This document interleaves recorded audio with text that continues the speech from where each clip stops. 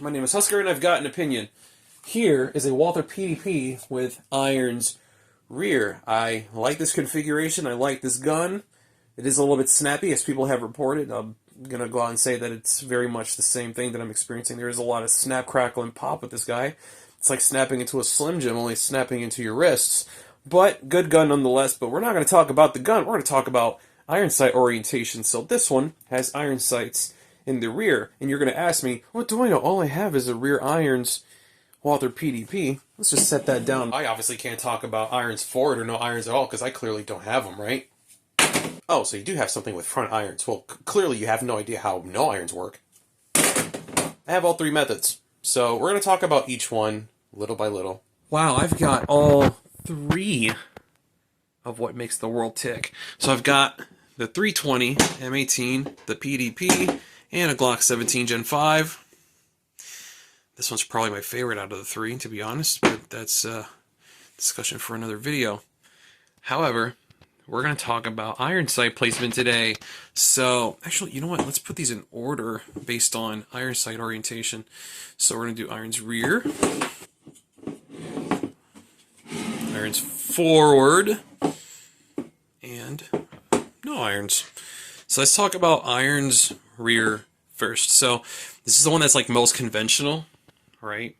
So the thing with rear irons is you're most likely going to find a handgun with a slide with this kind of configuration. Every manufacturer is doing it for the most part. A lot of the irons forward is aftermarket. So if you want irons forward, unfortunately, you might have to go through a third party to get your slide milled out for an optic and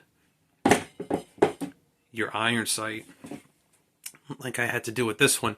This one's done by Battleworks, and they did an immensely good job. I would go through them again.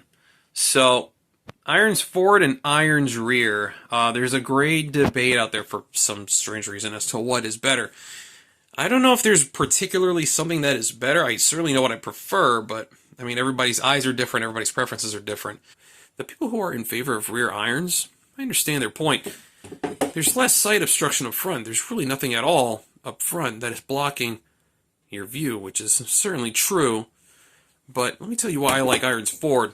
So irons forward, well, I'm looking through the back of the optic. I'm not looking through the front of the optic. I'm looking through the back.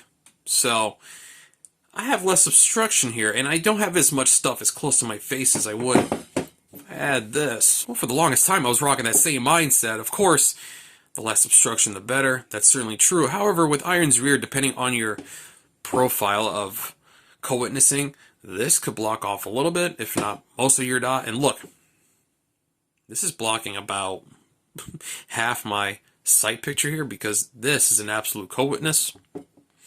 This is lower 1/3. It wouldn't matter really. It just depends on the dot that you have and the iron sight height that you have. So co-witnessing comes in many different varieties, many different flavors, sizes, beans, greens, potatoes, tomatoes, you name it. Well, irons forward, ever since I started to do the irons forward thing, I started to really enjoy the irons forward because I have nothing obstructing my dot. I'm only looking through the rear, and look, I can see every, well, I mean, the flash is kind of making it a little bit hard. Goodness gracious, the dot is dirty. It is gunked up. Oh, that dry fire is really doing a number on this glass. I'm going to have to take a wipe to it or something. It's not like it's going to matter once you're shooting broad daylight. But either way, past that dot, everything's just kind of blending in. That irons forward really allows that front iron sight to just kind of be one with the world behind it, which I really like. And me, I shoot target focus, so none of this even really matters.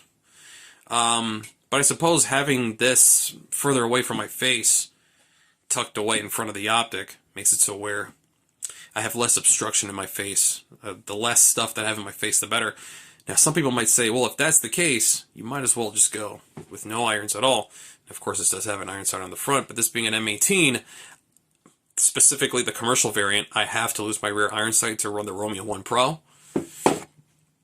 Which is certainly true, and hell, I even would say the same thing. However, no irons at all will obviously give you the greatest amount of clarity because there's literally nothing obstructing your vision between yourself and the dot and the target in front. I've heard some people say that, well, if you're running iron sights of some type, clearly you have no confidence in your gear.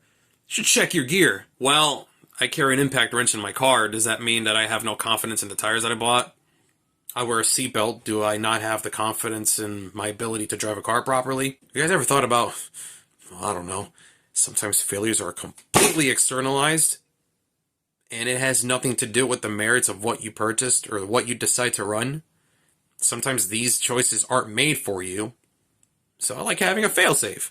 Though you should have batteries, but in the event that you don't have batteries or that they don't work or something happened to them or your flashlight doesn't work for whatever reason, in the event of a power outage, you better have a candle ready. You know, it's not all bad to have analog fail-safes, but everybody's going to have their own opinions on how they like to do things, which is fine. However, for me, iron sights, candles, impact wrenches, that's cheap insurance. Gets you out of a bind. It's been Husker.